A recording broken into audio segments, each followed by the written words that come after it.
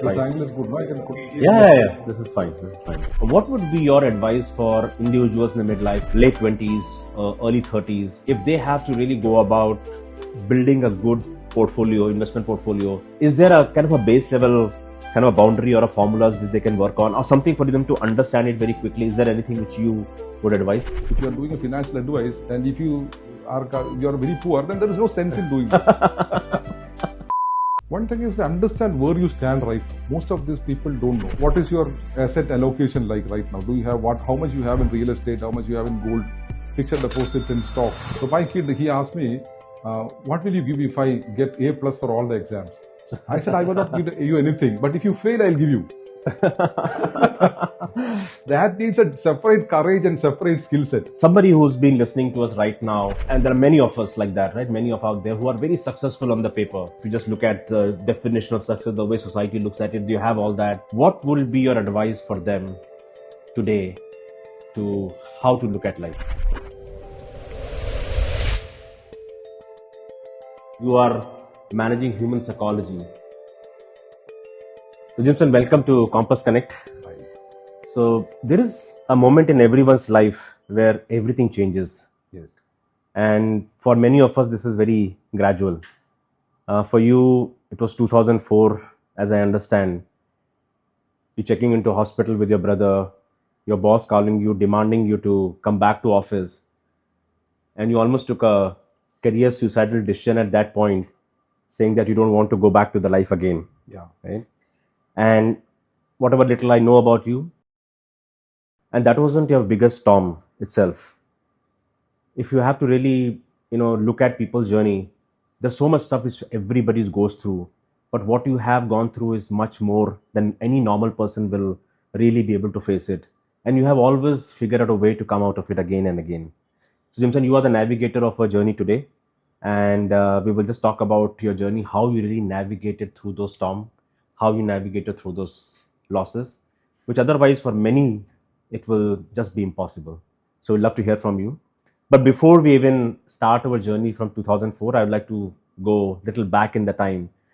You shared that you didn't even pass your first year college. And of course, you also shared that you didn't go to the classes. So that makes sense. But tell me, how is it possible that you were somebody in the college who used to get paid for advising people on financial matter while you were, still graduating? Where did you get the confidence from? Was it always there, or was it something you just got it because you were figuring it out yourself in college? I think it is basically in my genes. Or is it? So I am from a business family. My mother's family is all business people. My father, of course, was a teacher and he's from an agricultural and academic background, most of them. So I had business in my head all the time. So even when I was doing my pre-degree, I was doing small business. So I always thought that I have this trading mindset in me. So I used to buy things and I used to sell it. In the earlier phases, it was for my friends and all that. But I had this business mindset in most of the things. If you ask me whether I'm a true businessman, I may not be. But I have that in me, and I can understand if there is an opportunity for business. Okay. So I was on the lookout for earning money, for making a business in all small opportunities that come across. Since early childhood. Yes. Okay. So you can't say early childhood, but maybe after my 10th class and all that. Even during my 10th, I was doing small things which earns money. So in pre-degree classes, I always thought that I don't need to sit it 2 years to complete that. So I was doing my own stuff. I was doing some pharmaceutical trading, then vehicle, two-wheelers, used two-wheelers, all those things I was doing. So then I moved to Kochi. I wanted to do my CMA.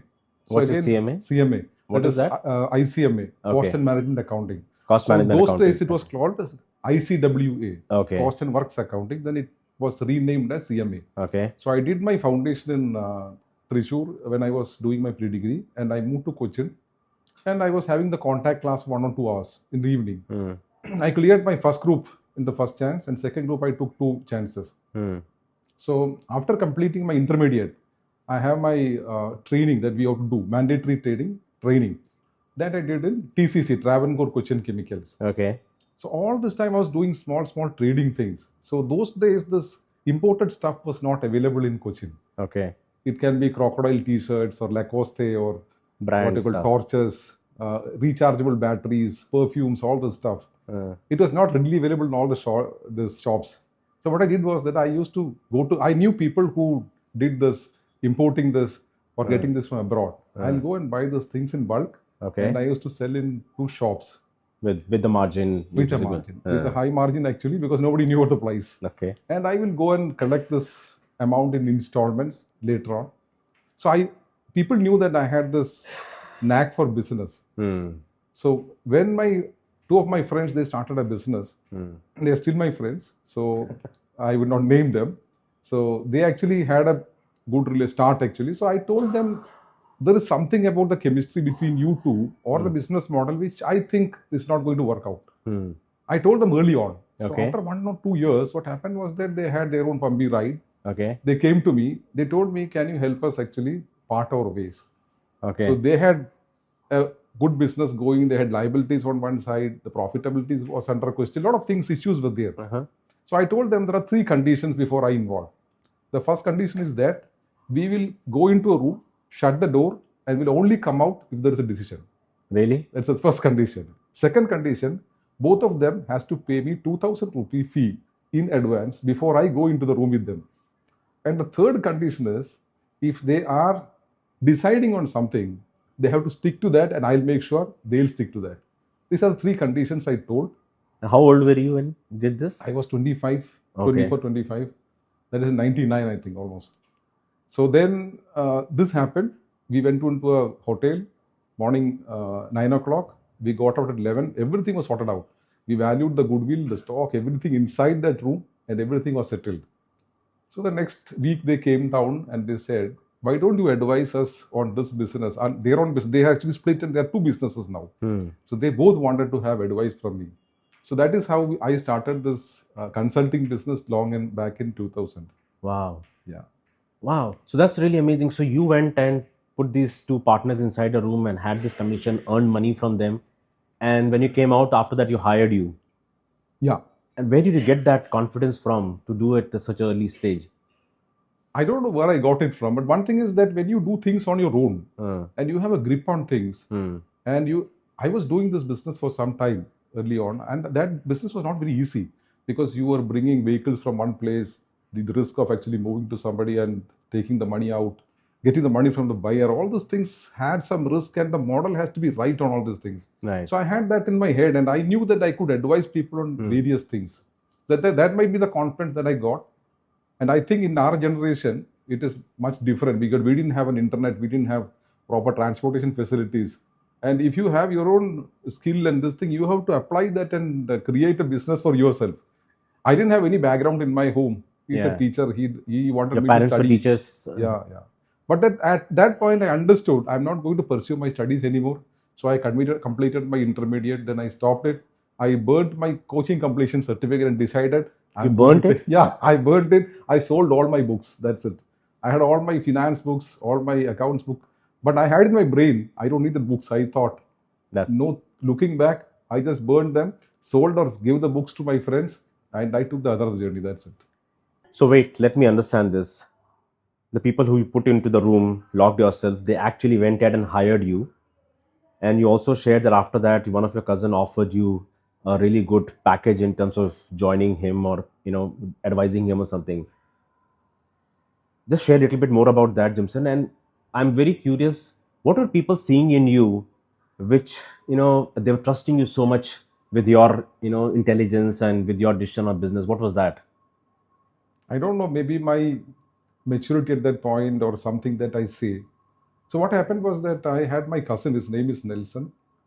He's a very established business person. As I told his father is my mother's brother, elder brother. Uh-huh.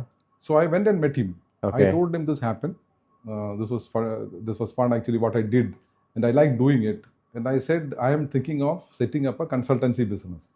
Then I said Okay. that's interesting. So he told me about a project. He was looking to start a transportation project.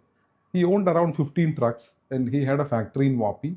Okay. So he was manufacturing chairs in the brand Esquire, and he was bringing it from there. So he wanted to have a separate diversified business of transportation with trucks and all that on logistics. So he said, I need help on this side. Can you do something? I said, definitely I can. I took all the details from him, what he was trying to do. And I said, I'll come with a proposal to him about how I can help on that. So I took 2-3 days. So I gathered a couple of my friends who are still my friends, one Johnny, George, my brother Jackson, and all that. We discussed all together, and I made a plan and went to him. I said I will do this, an office setup, logo, branding. Proper business plan you gave him. Yeah, how to Without take it, any everything. formal education in business, nothing. You went and gave him a proper Yes. business plan. Okay. But my friend, I had some education, I had some basics, and my friends were good in many areas, like in finance, some was good in costing, law, and all that. So I told him, this is the plan, and I want this kind of a fee for this, 20,000 rupees in a month. This is how I'm going to do. We had that plan. Then he said, everything is all right, but this 20K, that is something that we have a difference on. I'm going to pay you 40K. Why is that? Yeah, he said, I want to dedicate it on this. This is a big thing. This is like starting a new company. I want you and your team almost 90% on this. So you are sure that you are giving 100% to this project? Yeah, and he wanted me to take the ownership of this. It's like my own business. I need to run that. It was basically like an execution, not like an advisory. So I did that. For the next 1 year, it was one of the major projects, which my 75% of my team's mind space was there. And I did 2-3 other projects also along with that. In 2001, till 2001, that all happened. And 2001, I think 9/11 happened, and the economy was in a standstill practically. So I had to basically pause there. My friends were looking for better careers, a salaried paying job. I said, all right, why can't I also go for some? And then I took a pause there. I went for a job. I was offered a regional head of Cholamandalam Finance in credits. So I worked there for nearly 1 year. Then I moved to HDFC. HDFC Bank, I was there for nearly 1 year. And as I always told you, I had business in my mind. So when I work somewhere, I think these people are making 5% and I'm getting 20,000 salary. So why can't I do this? So that fire was always there. So that is how I. That's amazing. And Jimson, how did you manage to get these jobs? Like your education part was not fully complete. So how did you manage to land up in this job in this kind of ecosystem? One thing, I completed my graduation, though I didn't go for college. Okay. So I used to privately write. Okay. I mean, write exams and all that. And I was actually giving tuitions, so I could learn myself. Okay. So I would give tuitions for first year BCom students, and I'll write exams for second year. So like that. So I completed. So you managed to complete your bachelor's in commerce through private exams, and that's how you got a baseline to get the job. Yes. Yes. Okay. Interestingly, you mentioned two things which you repeatedly mentioned. One is you kept saying that you always you're adding it that those are still my friends. So I see something that you're somebody who really values friendship, Jimson. And how is that really translated? And of course, I know you, so I totally understand that how much you value friendship. But it looks like you give a lot of importance to friendship in your life, which is very visible in terms of how you invest in them and how you take care of that. Very true. Has that played a big role in your life? Yeah, very much. Because as you rightly said in the beginning, my life has seen many storms. Seen many storms. I needed support. I needed this thing, and I was basically like I loved friendship a lot. So I get connected to people. Not much of them. Like I don't have 100 friends. I may be having 5 or 8 or 10 friends at the most. But I am pretty close with most of them. Nurture those relationships. Yeah. And those days it was needed also to actually come up and do your things and have a career, all those things. It was a win-win situation in many cases. But apart from that, in some cases, it was not about getting or giving or anything like that. It was just the friendship. Got it. It's very important, yes. So help me, one more thing about your cousin offering you double the money which you asked for. That's something which, when I reflect upon, we have these people who come across in life, but without being a formal arrangement, they will actually go ahead and do something which will become like a mentorship lesson for you in life. When I hear that story from you, it is about somebody who's saying, you know what, it's not about, yes, it is about money, but you have the right value for the effort you put in. But that guarantees and make sure that they give you 200%, right? In that moment, what he did to you by offering him double the money, if you have to reflect back from your professional journey, how do you see it as a mentorship lesson in your life? I would say that is one of the biggest mentorship I got. And he was an excellent businessman. It is not that he was not good in starting anything like this, but he wanted to actually delegate this thing to me. Right. And he wanted some fresh blood and team to actually do this. So he had a couple of other business running already. So he wanted this kind of help. But one thing is that this is something that gave me a lot of confidence across my journey after that. All the things. So my experience there was very valid. So I was taking a 2 crore loan. In 2001, I was taking a 2 crore loan from ICICI Bank. I was taking 1 crore loan from Cholamandalam. I was taking from Ashok Leyland Finance. I was going to Pondicherry, rolling out trucks from there. I was going to Namakkal, getting the body built there. So all those things, the ground level stuff that I did in that 1.5 years, it was like almost a CEO of a business. So that exposure was big. And all the time he was actually with me. He was supporting me. He was giving me all those directions and all that. So he's a hardened businessman with a lot of experience for a business family also. That helped me a lot, of course. So basically, one is your own risk-taking ability and a kind of a financial acumen for this thing, plus supported with few of the early mentors, really shaped your early life in terms of the way you started thinking about it, the way you're building about your life. Very true, very true. Okay. So coming to, you started this job and then this night of March 2004, right? Yeah. And you're in the hospital checking in with a high BP with your brother by your side, your boss calling you and demanding you to come back. And you shared something very interesting, when you asked him to come back and say, this is not the way you'll be able to earn the lifestyle. And you told him that, let me get my life first, then I'll think about the lifestyle. Is that what you told him? Yes. How did you manage to tell him? And next day you quit the job. Yeah. So it was a March closing and I had this, it was basic structure then. They had only 4 branches for HDFC in Kerala. 4 or 6, I don't exactly remember, 4, 6, 8, whatever. In North Kerala, it was only 4 branches. So I was doing all these files. I was so tired. So my brother was actually doing his training in Catholic Syrian Bank. He was also working in the bank. Yeah. Okay. He was with Catholic Syrian Bank after completing his company secretaryship. So I was the credit head for HDFC. So we were coming back around 10:30. So I had my BP checked because I was feeling some heaviness in my head. So he said, "How are you walking?" This nurse was saying, "How are you walking? Your pressure is so high." And this is, how old are you this time? I was 25. So I clearly knew this is not my way. So I was really pressurous inside. And while I was coming back, I got this call. So my boss was saying there was some mistake in the reports that you sent. You come back to the office because those days you don't have internet, you don't have a laptop at home. Correct. You have to go back to the bank and do it. I said, I'm not going to come back. I need rest. I am going home. Then he said, I will show you what is the consequence. Then he said that. I had this BP also. No? I told, I will show you what is the consequence. Wait till tomorrow morning. The moment that I started my conversation with my brother, I said, this is going to work, not going to work out. What do you suggest? Then we both took a decision. Next day, we are both going to resign and we are starting something. He also resigned? He also resigned. He was completing his training. He said, all right. He may be offered a permanent post in the bank. He said, why not? Let us start something on our own. So we had this different thoughts. The next day, we had an exit interview, next week, I think. Then my boss told me, you will not be able to maintain the same lifestyle if you leave this job. This is a very promising job, very good career. I said, sir, I don't have a life today at all. Then only lifestyle comes. So let me have a life first, then I'll have a lifestyle. Wow. So interestingly, something happened last year. He called me. Okay. He said, you took the right decision long back in 20 years. I'm stuck, man. I'm stuck here. He's still working. So that was a big validation for Wow. me. Of course, that happens, yes. Right. That is how I... That's how Navion Yes, Consulting, yes. your financial advisory firm, got established. Correct. And this year, I know that, there were early days. While this decision making is, of course, is very emotional many a times, especially at that phase of life. When you take this entrepreneur journey, whatever little I understand is most of the stuff is high on emotion. And when the day passes, next year you have to really look at it, where to start from, right? How was that journey for you, Jimson? I'm sure it was not something we just clicked on day one for you. How was that journey? You have built it over the years. Share something more about it. It was actually, there was a pause of nearly 3 to 4 months, I'll say, because from 97, 98 onwards, we were actually investing. Personal funds, we were investing.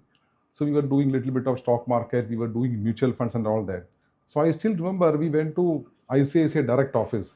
So my brother, he is also very good in this. He does the research. He's a guy, he's a very academic person. He goes deep into the investment arena and all that. So the good domain understanding about Yes, it. yes, Okay. yes. So we went to the place for investment, and there was two people. There was only one office for ICICI Select for the advisory, this thing. So they were saying, why don't you start this business? You are more knowledgeable than us. Okay. So we had this in mind, of course, and we were very passionate about advising and about wealth creation. We have seen the positive side of this. So we thought of starting this. So we needed this licensings and all that, IRDA license, this AMFI license and all that. So that took almost 4 to 5 months time, and then we started off. Okay. So we had a close circle of friends who offered to help, refer their friends or colleagues and all that. And I had a lot of colleagues in my Cholamandalam and HDFC whom I thought would be very useful to in my journey ahead, but it didn't work out that way. But basically, it was a very slow start. Maybe we were adding like 4 or 5 clients in a year, and we were very clear at that point itself. We will be advising people with a certain size of amount only, Okay. because we don't want to have 3,000 clients, because this is something that you need a lot of personal attention and to understand the other person's journey and needs. So there What does that mean? Like, it's a financial advisor. What do you mean when you say understanding other person's need of life? What does The that thing mean? is that you will have a specific risk profile. You will have a risk appetite. Your life journey will be different. Your goals will be different. So if I am doing your investment, Shale, if I need to know a lot of things about you, and it is about more about the emotional handholding that somebody needs in wealth creation. People understand it is not only about the performance of your portfolio or a specific fund or asset class. It is more than that. We always say what comes in between real wealth creation and yourself or a failure is your own emotion. So what we say is that we give this emotional hand-holding to people to actually reach their goals of wealth creation. So you can't do this with 2,000 people, no? How many names can you remember? How many lives can you remember? Maximum 200. So that is why we had that restriction early on. That's very interesting, Jimson. Like, most of the financial advisors, generally when you reach out to, or you reach out to the bank, most of them try to just sell you a product. Correct. And here you're saying that your approach to this whole investment advisory has been more built on psychology of understanding your customer, investing in their emotional aspect of the life. And that's how you really build upon your entire portfolio of clients over the years. True, true. And when you look back, how does that validation looks like for you? Eh, Very much. Because one thing is that what we normally tell people is you need to actually retire from your work, not from your life. So Right. what is true wealth? True wealth is basically, or true luxury is actually time for yourself. If you want a slow morning, you want to do the things that you love to do, if you want to pursue your passion, that is your true wealth or true luxury. So achieve that, you need to basically have a journey early on with some kind of hand holding from people who can understand your journey. So that is what we have done from the beginning. We never focused on beating the returns of a one fund or creating an asset class which like a crypto coin which will give you 100% return in 6 months. That story we were not behind. So how it was validated is I have around 200 clients now, 200 plus families, and almost 50 or 60 of them has retired and draw anywhere between 50,000 to 3 lakh rupees as pension. They are so happy, and we call it a Navion family. So these people are so close to me. Many times it's very emotional also. Yeah. That's very interesting. But Jimson, when it comes to people really putting in their money, the standard expectation is that it's all about 2x, 3x kind of stuff. How was the journey in terms of from people perspective to be able to understand this? Because totally I understand the hindsight of it, I understand from intellectual perspective. But whenever you talk about, especially use the word like emotion, and I'm just saying that it's about what is your relationship with the money part. I don't think so. We are trained or we are, advised in that way to look at wealth in your life. So how did you manage to convince people from this kind of thinking and building this portfolio? I'll take your metaphor for that. For example, you are sailing in a ship. What needs to be in your vision? That is the place you need to go, the port where you need to reach. Correct. So this is the wealth creation point that we tell them. You need to reach here in 20 years. Right. So suppose you invest some like 1 crore rupee, and that becomes 1.5 crores in a matter of 2 years. That is 25% absolute return per annum. Yeah. Simple interest. This looks so wonderful. But take the case of somebody who needs a 20-year kind of investment and looking to build a corpus of 25 crores.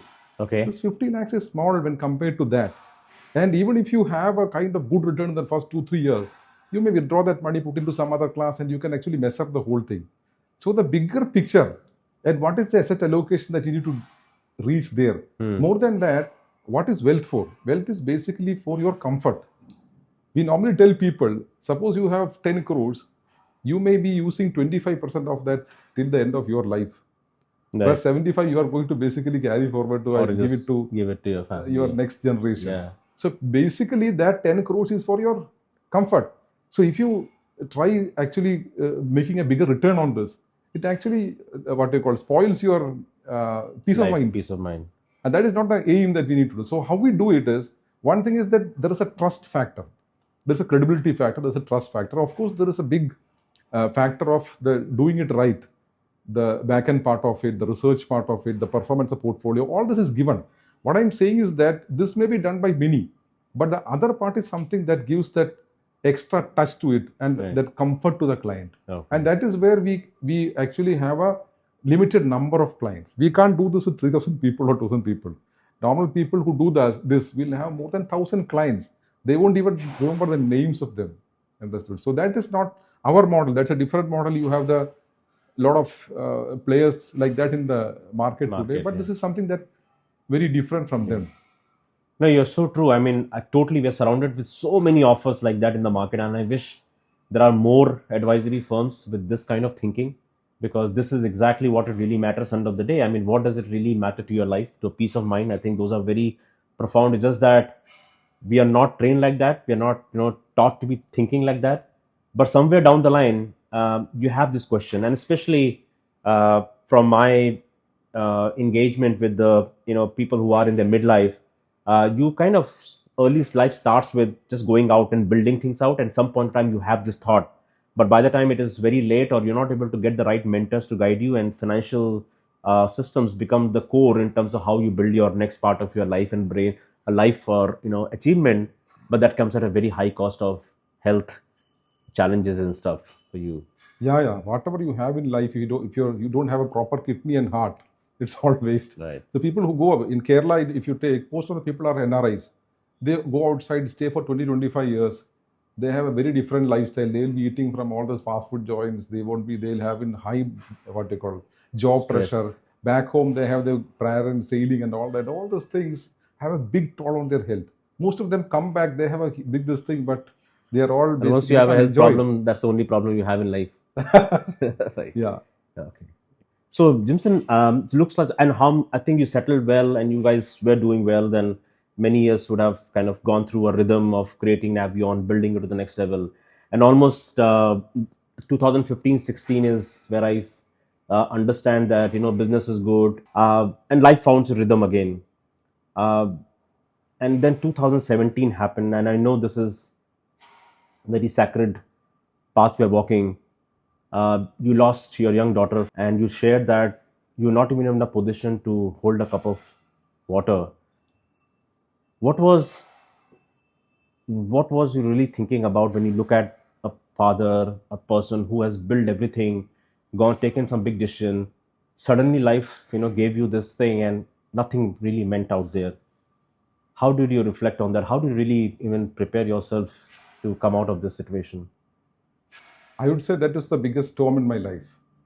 So what happened was that she had some ailments in the beginning. She had some bronchial issues, but she was okay. She was 12 years old, and one day when I was in the office, I got the call and I came back.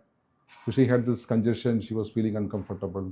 So I took her to the hospital, but on the way I lost her. It was not very easy. I would say I was totally depressed for some time. I couldn't. I have the glass of water in front of me. I couldn't even lift it and drink my water. I couldn't see, I couldn't record things. It was very difficult. But I told, I'm going to come back. Nobody worry. Stop worrying, I'll come back. I need my own time, I'll come back. But it was very difficult and it had a big toll on my health also, because I had my sleepless nights, I had the metabolic syndrome, I had the BP, everything that you can name. It happens. They say it is the biggest, what they call, sorrow that you can have, losing a daughter or a son. So that happened, but slowly what happened was that I focused back into my business in a big way, because that was like a distraction for me. Okay. I did my biggest business in last 10 years on in 2017 end, I think.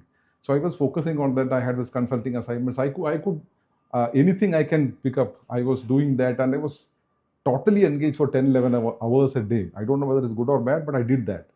So after that, it took almost 3, 4 years to basically stabilize. But during that phase, I was working more, I would say. And as you rightly said, all my friends, my family, my brother, my close friends, including you, George, Jay, and all those people who were there, they were with me in that tough times. And my clients also. I still remember people coming from far away. I had a client who was in Nagpur. He flew there. He just sat with me for 5 minutes. He said, "Hi, Jimson." He just sat with me for 10 minutes and he left. He just came for this. So then I knew the value of the relations I had with my clients and my Wow. friends. So that is That the is so heartening to hear, Jimson, that you build that kind of relationship. And that is the moment, these are the moments in life where you need a relationship. And this is almost like, I think, my limited understanding about this is like, it's almost like your investment, your financial investment. You have to invest in your relationship that they come handy to you when you really need them. So it looks like you were really, in a good position that you had all these relationships, your people around you. But for yourself, the way you took the approach in terms of coming out of it was work, yes. and you were working like crazy. It did have its consequences on the health, right? Yes, it was not about the health, I mean, the work, but basically because of my sleeplessness. And when you have this deep sorrow, when you go for through that, it is not very easy to actually, the body to actually accustom to that. I was very attached to her. So every day, evening 9 o'clock, I'll be with her, saying stories, singing songs, and like that. So it was not very easy to basically, what you call, digest that. So it happened, you always feel her presence Right. near you all the time. Later on, when time heals that, it's a fact. But uh, when you are mourning, all those things happens inside your body also. So, Jimson, and while this was your way about, coming out of it, you started having health, challenges, you gained a lot of weight, and then COVID also happened. And you shared that while everybody was, I think, busy, the world was just chilling out, you were watching Netflix or started baking and cooking. You took a challenge in terms of taking health more seriously and really doing something about it. And that, what was that about? You had really had a very solid, plan of really doing a lot of stuff which otherwise you would have not done it, but you went ahead doing it. What was that about? So in 2017, as I told you, I had this metabolic syndrome, and I started having medicines for my diabetes and cholesterol and all that. So slowly they were actually, I was very careful about my diet, my activity. I was, whatever they were saying, I am doing the normal things. But Hmm. my numbers were not coming down. My HbA1c was at 7.3, it came to 6.5. But even with the medications, I was not able to totally control it. And Okay. even if your reading were right, your energy levels were down. Okay. You And you generally have, felt drained. yeah, you have this inflammation since in your body, the symptoms is there, sleeplessness is there. Then I understood, and one day I went to the doctor and asked for this thing. He said, we'll increase the medication this way. So we were always worried about this, and we found that there is some way out of this to reverse diabetes and metabolic syndrome. Mm-hmm. So myself, my brother, and the entire family actually were studying this for almost 2, 3 months. We were reading the books and all that. We researched very deeply about this, and we understood it is reversible. The process is like you have to reduce your weight by 10, 15 kilos, Okay. and you have to change the diet for the lifetime. And the doctor's name is Dr. Jason Fung. He's a Canadian nephrologist who had researched this. The book's name is The Diabetes Code. Okay. So I still remember it was the 1st of July, 2020, and we started the fasting. We did a long fast for 48 hours. 48 hours. 48 hours, just water fasting. I was monitoring my blood and BP. Everything was perfect. Even I could go for the third day also. And from that day, I was so careful about my diet. I was only having proteins, very less direct carbs, grains, and all that, zero sugar. And in almost 3 months, I reduced from 96, 97 kilos to 84 kilos. and Wow. and I never had any medication from that day. Even till now, I don't have any BP article diabetes medication. My HbA1c is non-diabetic, 5.6, 5.7. I don't eat rice or wheat. Once in a while, maybe once in 15 days, I might have a little bit, but 99% I don't have that. I have mostly low carb, high fat kind of a diet. Hmm. And lucky thing, I eat 3 eggs a day. I eat a lot of fat, but my cholesterol levels are so low. My triglycerides are so low. My diabetes is under control. Everything perfect. So, and my energy level increased. So it's not about the reading only. I'm saying it's Right. about your symptoms, how you Right. feel about yourself, the energy levels. Yeah. That has changed dramatically. So what I'm hearing, Jimson, is like at some point of time you have to take control of your health, Yeah. and which is like almost controlling back your life. Everybody's body is different, and you have to figure it out what really works for you. But there are some basic fundamental ways about you really take care of your body. So whatever worked for you, adapted a program, and since then you have been very religious about making sure that you're taking care of your body, and there is enough validation in your journey that just works well for you. Yeah. So how was that? I'm really saying that you are somebody who has been advising people on the financial life matter, and suddenly you became a specialist of just advising yourself. How was that journey doing it to yourself, these experiments? With any kind of advising, the biggest thing is that you should practice this. Okay, practice Never is take the advice from a poor person. If you are doing a financial advice and if you are very poor, then there is no sense in doing this. It applies to business. You should actually do a business, be successful, and then advise. Okay, there should What be enough practical evidence to show correct? that, yeah, this person has achieved something, done something, and then take advice from them. Yeah, It's very easy to basically say things, and right. they watch you. So when it needs to be convincing, and your own morality or the basic confidence to say that comes from this kind of things that you hack yourself in anything. So if you advise on something, you should have the real experience in doing that. That's what I believe. So when I say about investments, about life journey or reaching a goal, basically it is about your health also. As I rightly said, it is not about creating a wealth, but you should have a good health to basically enjoy this wealth and have your life after that also. Yeah. So health is priority. That applies to business people, working people, anybody, Anybody for that matter. housewives, anybody. So So it's just not, when you say that you have been working with the client to advise them about the balance of life, it's not something you've just been advising. You have really gone through experiment, understanding, internalizing, and actually practicing it in your own life. very true. Yes. Okay. And Jimson, once you did that and you were ready for it, almost sound this the whole health program did not sound like just a regular health program. It's almost like you are preparing yourself for the next war out there on and Indeed. yes. So was it like that? Because after that you again did a pivotal shift and say, okay, you want to start this Handhold Consulting where we are sitting today. So tell me something more about that. Yeah. Even when I was doing this financial consulting thing from 2005, on and off, I was doing business consulting also. We had serviced almost 25 businesses in between 2005 and 20. In 2020, what happened was that Corona was hit and you had a lot of time to basically reflect on yourself and things like that. And something more important happened. My business model was like I will go and meet clients. I would take physical forms from them, checks from them, and get invested. And it was like basically meeting your clients, talking to them. There was an Engaging with activity them, there. having a Yeah. relationship. So Yeah. this suddenly stopped. During Corona, nobody was expecting you to basically come and meet them, go and meet them, and have physical meetings. Correct. So somebody who was investing 5 crores will give you a call. You have an online meeting. You send them a proposal, some forms. You have a standard procedure for this. And once they have the trust, they said, "I'll transfer this 5 crores to you," Correct. and the business is done. So Yeah. basically, you don't have anything to do. That is one challenge. Second thing is that my domain was actually bigger. That is what I thought. It was about I as I rightly said, I was saying it earlier. I have this knack for business and this passion for advising in business, and the SME space in Kerala it's a big one. We don't have very big business in Kerala other than the jewelers and some banks. We have thousands and thousands of SMEs here, and there is nobody to basically handhold them in their journey towards the scaling up or improving process or change management. Right. So we thought of restarting that. So that is when I moved to Cochin. So Okay. Thrissur was a smaller market. It was more like a laid back town. So I thought of actually I did my studies here. So I had an earlier, all my close friends were here in Cochin. So in 2021, I moved to Cochin. Okay. And I started reconnecting with these people and just thinking about something to do together. So most of them, the friends that we had, they were also doing similar business or they had the domains which was very aligned to this model. So slowly we started with Handhold Consulting. Got it.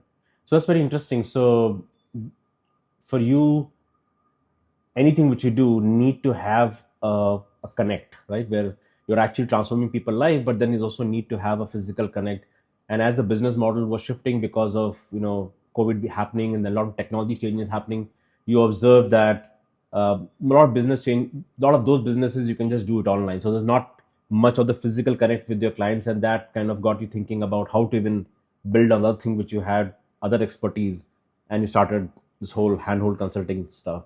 So tell me something more about it. How is all the experiences which you had from Navion side of the world? How are you really bringing it to your small and medium enterprise customers? Because as I understand it, a lot of people start businesses early on, which is really great. Entrepreneurial journey is bubbling, has been really good here in this part of the world, but a lot of it start with emotions. So 0 to 1 journey, yes, that itself needs some kind of people to have certain kind of thinking to start, but you are able to do it. 0 to 1 happens, and but then when it comes to 1 to 10, where you start really having a scale, when you have to really grow horizontal, you have to look at compliances, you have to really structure in a very specific manner. Is that the space where Handhold really provides the support? Yes. One thing is that people are the same, whether they are in business, in a job, or whatever, self-employment, anywhere, people are the same. And you are dealing with people all the time. Especially in business, what happens is that the mood of the entrepreneur, the energy of the entrepreneur, the vision of the entrepreneur is that which he actually Translates in transfers to his, the team, team and the business. and Yeah. the vital thing actually works out. Right. So in Handhold, we think any organization is a living being. So when you hear about a brand, you never think of it as a living being. Yeah. So here we think it as a living being. So it has a mind, body, and spirit. The spirit is a vision of the promoter, Okay. and many a time this vision is not very easy to communicate to somebody, even if it is the closest team or the core Correct. team. Yeah, yeah. Not everybody is able to translate that vision. Yeah. Yeah, yeah. Mind of the organization is basically the collective consciousness of the people around there. It can be consumers, it can be employees, it can be anybody who is related to the brand. You can Okay. call it culture also. And you have the body, the infrastructure of the business, the process, everything. If these three things are not aligned properly, you will not have the right results or the success that you deserve. So this is something that we see in an organization. So we do the study phase of that. We understand what are the problems, is there any disalignment in these three, and then we actually come into the organization and help them basically to improve their process, their vision, or whatever is needed. So SMEs, normally their challenges are very different. If you take the bigger structures, all those things are well established. For Right. SMEs, it is not like that. They have a journey, they start from the scratch. The entrepreneur will have a very basic start. A small team actually is built in the beginning, then it is expanded. Without even him knowing what is happening, he will be having a big business in his hand. And from that point, they need help and handholding to go to the next level. That is Got where it. we come in. Right. So you said something very profound. You said the biggest hindrance between people and wealth is their emotion. And after your journey, so much what you have either created for others based on investment advisory and what you're doing for Handhold. Uh, I'm assuming this is not what you would have said early on when you started, your life early. When you reflect on that whole part of the journey, especially the emotion aspect of it, whether it's a business or for your personal finance, what would you really like to really share it today? How do you reflect on it today? Basically, one thing is that understanding your own emotions and your own process of decision making based on that is very difficult unless you have somebody from outside helping you. In Right. many cases, people come to this but with a lot of mistakes. So you can actually reduce the learning curve on that.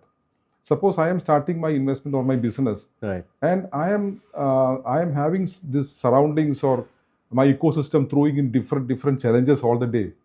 It can be positive or negative. Both ways, you will be emotionally disturbed, or what they call Not turbulent. have the balance. At Yeah. that point, you always has to take decisions. This is where you need some hand holding from somebody.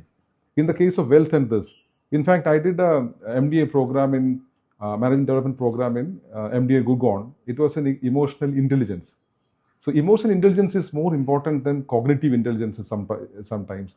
And mostly in what they call investments and long-term things, emotional intelligence plays more than cognitive.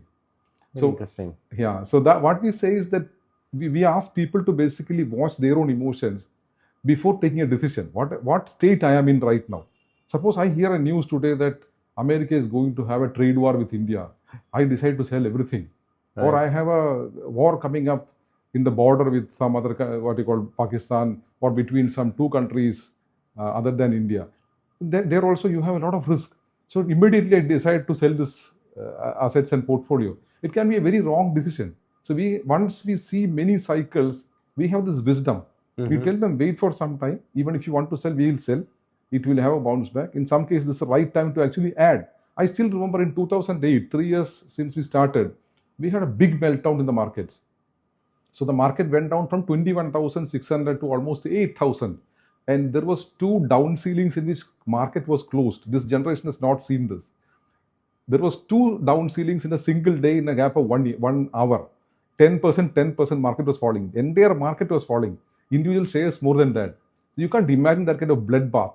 And this was the biggest opportunity the last 2 decades. So I was calling every client, you want to invest. Nobody wanted. So we sat together, let us take loan on everything that we have, including our car, my wife's jewelry, whatever, mother's jewelry. We put everything there and we put that money there. And this was 10 times in the next almost 10 years. So this Wow. kind of opportunities, what is happening there? It is purely emotion. You have to see outside. When there is blood on the streets, go and buy it. This happens in business also. You can grab an opportunity when everybody is worried. Correct. But if you are in that emotion, you are with them, you may not be taking the right decision. So if you have somebody actually directing you to do this, the concept of Navion is like navigation on. You might Okay. have seen the small tugboats which actually pull the bigger ships Correct. to the through navigating a small channel and all that. That is what we do. We may not be a big ship. We are a small tugboat, but we know how to do this. We can actually help them navigate that big ship in the small Very stretch. nice. Right. So that's really great, Jimson. So, and that makes a lot of sense that what you're saying is if you have to build something from, anything within yourself, it is advisable to build the sense of saying that understand your blind spot, have a much better kind of focus on your emotions. It'll just help you both personally and professionally. And something which are not trained like that, or we are not very good at that. And that's the reason we live a very long tenure of stress.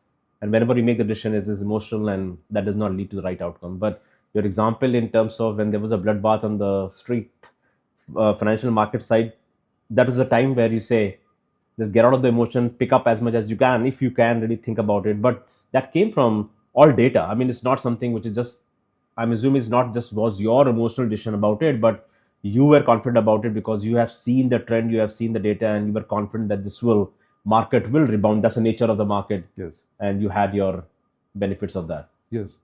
Like in life, all markets also has these patterns.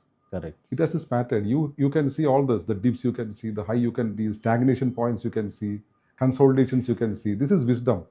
2020, the same thing happened. Almost 75-80% of my clients were able to actually invest more. Many people came into the market first time then. You can see the Indian market now. There is a 30,000 SIP happening every month. 30,000 rupees domestic SIP is happening every month, which is 3.6 lakh crores in a year. When I started, the SIP book size was 100 crores per month. 1,200 crores was basically the SIP book then. And the total amount of money that was coming in, almost 75-80% from FIIs only. Now we have overtook that. So people have understood this now. Now they know when there is a big correction, it's a chance to buy.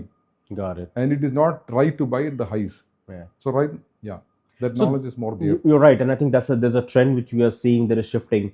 But still, when we look at the market, when we look at people taking the decision, uh, people really don't invest like that. We still, what would be your advice for individuals in the midlife who just maybe late 20s, early 30s, if they have to really go about building a good investment portfolio? Is there a kind of a base level kind of a boundary or a formulas which they can work on, or something for them to understand it very quickly? Is there anything which you would advise? One thing is to understand where you stand right now. Most of these people don't know. Normal people, they don't take stock of their situation. Just take a break, understand where you are. Yeah. Okay, that's the first step. So what is your asset allocation like right now? Do you have how much you have in real estate, how much you have in gold, fixed deposit and stocks?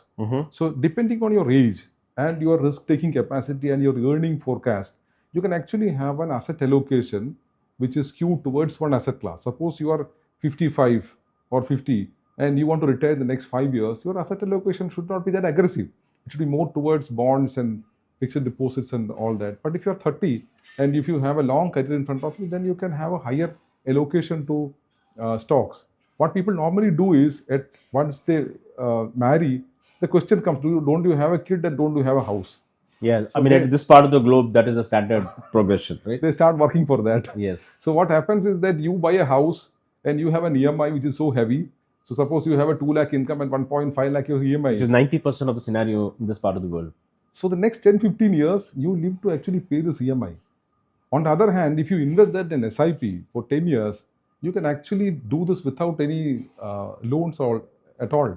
And you have this flexibility. And what happens is that real estate traditionally gives you returns close to your inflation, which is 4, 5%, 6% at the most.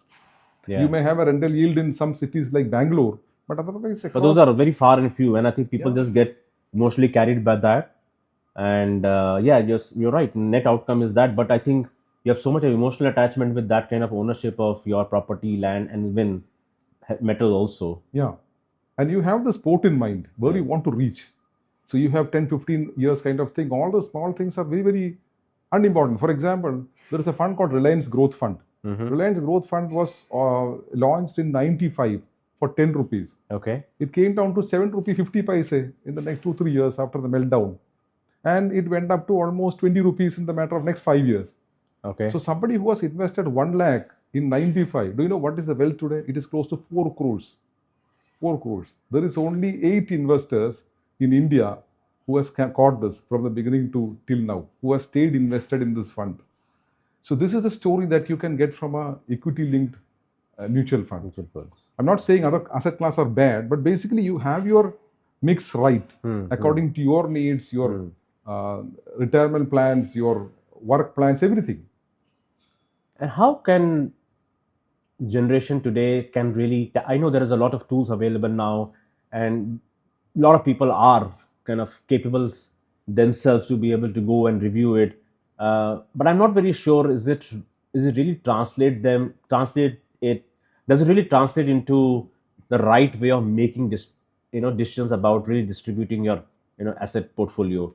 Do you suggest anything which they should be looking at in terms of when they start the journey of investment, or when they take a pause and reflect upon it? How do they should be really looking at it? Is there anything more which needs to be available in our ecosystem to support more of these people? It is needed. What I think is, in the initial stages of your journey, you may be able to do this because your corpus is small, basically the risk is small, and your life is more certain at that point. When you can basically have a 30-year kind of 20-year kind of job or career and all that. But later on, when your portfolio is bigger and you have your own complexities of your life, personal life, your marriage, children, other things, you will be stressed. At that point, you need somebody to look into this and at least give you validation. Right. At least give validation. Many a time, most of the people that do maybe right by say 60 or 70% be right. But if somebody validates this, that's a big thing. And another big point is that nobody can actually treat themselves. This is like a treatment to yourself or a hack to yourself. You need somebody else telling you this is the right way to do. Do you know any doctor who self-treats? He goes to another doctor, however good he is. He takes an advice from another person because you may be prejudiced about yourself, your own needs, your own risk and all this.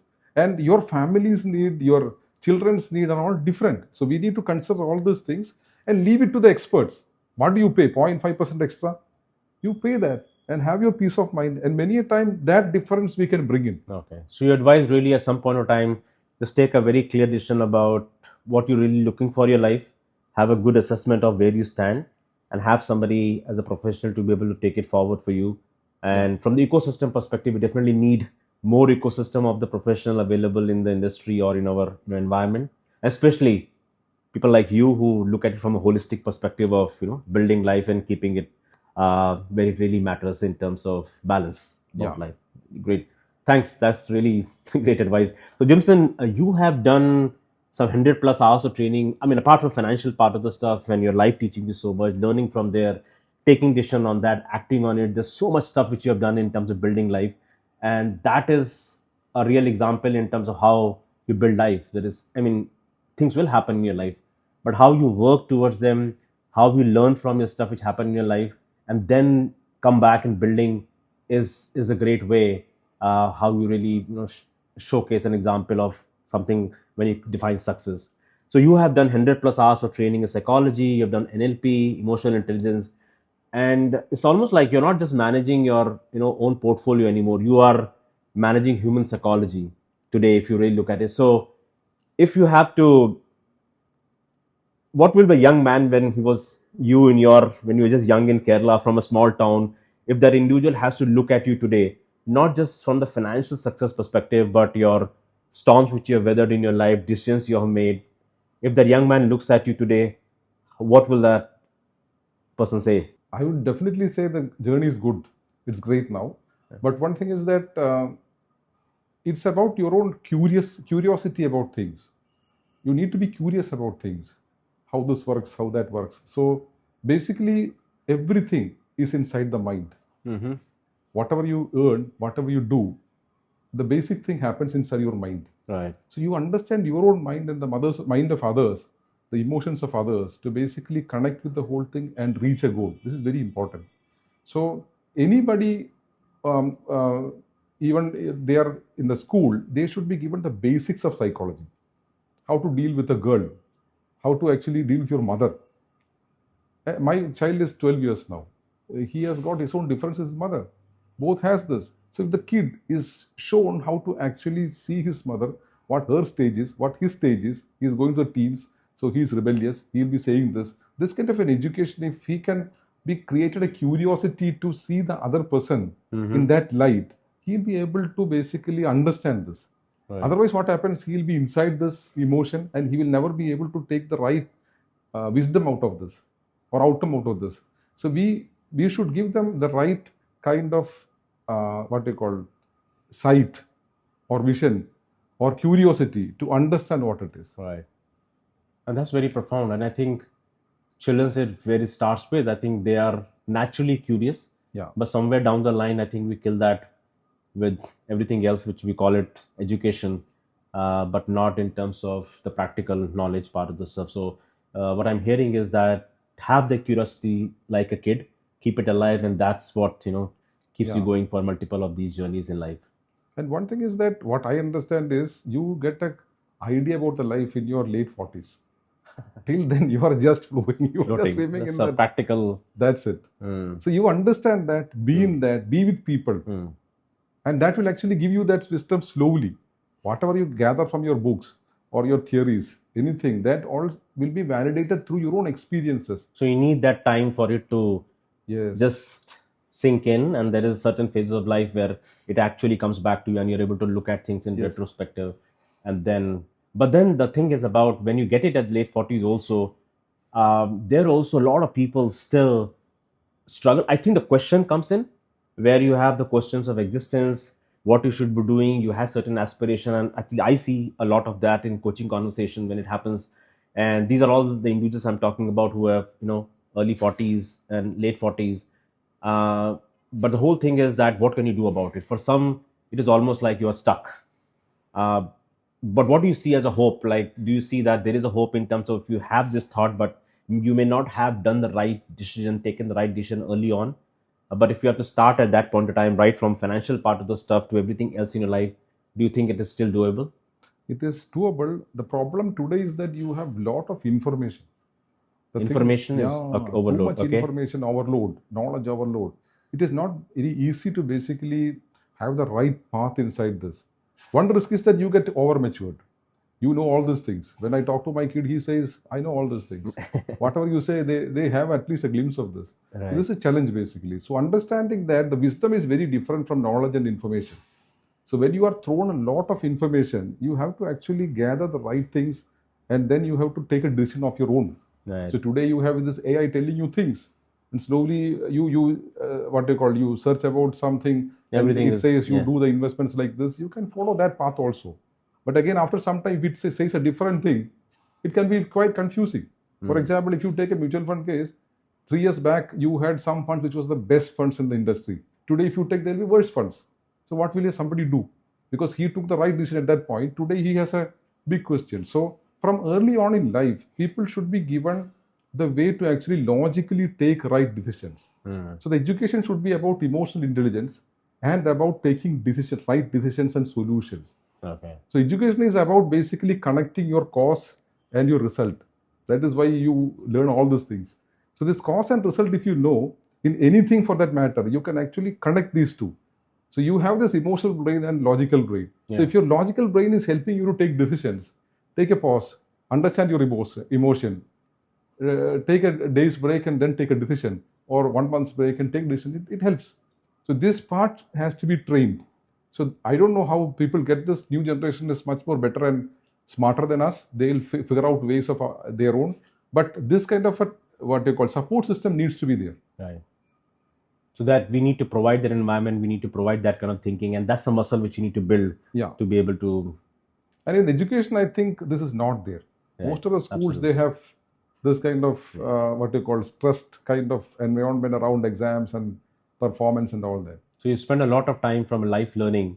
By the time you get it any closer to it. So my kid, he asked me, what will you give if I get A+ for all the exams? I said, I will not give you anything, but if you fail, I'll give you. Okay. Because that needs a separate courage and separate skill set. So I think you are very far and few parents who may have the guts to say that. I know you also saying what you have given that freedom. Thanks, Jimson. Thank you so much. So Jimson, last question. So somebody who's been listening to us right now, and there are many of us like that, right? Many of out there who are very successful on the paper. I mean, from if you just look at the definition of success, the way society looks at it, you have all that. And they reach a point where, just like the night of March 2004, something hit you. And what will be your advice for them today to how to look at life? One thing I always notice is people live their life for others. This is very, very dangerous. So I have lived my life for myself. Of course, the results of that life must be positive for the people around you or family, whatever. But basically, don't live your life for somebody else. If I lived the life which my parents wanted me to have, or my friends wanted me to have, or my spouse wanted me to have, I would never be here. Wow. And you will have big regrets around that also. So at any point of time, you can be 19, you can be 25, you can be 55, you can 75 also. If you have the right mindset, you have the basic logic, then you should live your life for yourself. And I am a person without regrets, because I don't think I have done anything wrong. Because whatever I have done that was the right at that point. Right. I took all the information I had, all the surroundings, that I understood the way it is, and I took the right decision. Today, in the benefit of hindsight, that may be wrong. But live the life for yourself. Okay. So you're saying make sure that you take care of yourself, rest everything will fall in place, whether it's about your health, whether it's about right decisions from your professional journey perspective, relationship perspective, rest all will fall in place, and that is what anyway will benefit your ecosystem. But most important is to reflect on yourself, look at yourself where you stand, and then take care of yourself. True. In every possible way. Yeah. Thank you so much, Jimson. It was lovely talking to you, and I'm so grateful to have you both as a friend as a professional. So thank you so much. Thanks for giving this opportunity. You also been a mentor to me, so this is a fun having it. Thank you. Lovely. Thank you. Good, sir. Very nice. Good. Thank you for watching this video. I totally understand it's not easy to watch a long podcast like this, but I'm pretty sure if you have managed to go through it, you would have had something more deeper to connect with our navigator's story. It takes a lot to build videos like this. We have put in a lot of effort to create this content, to be able to find those navigators and bring their stories to life. As we are just scanning our environment, we're talking to a lot of people.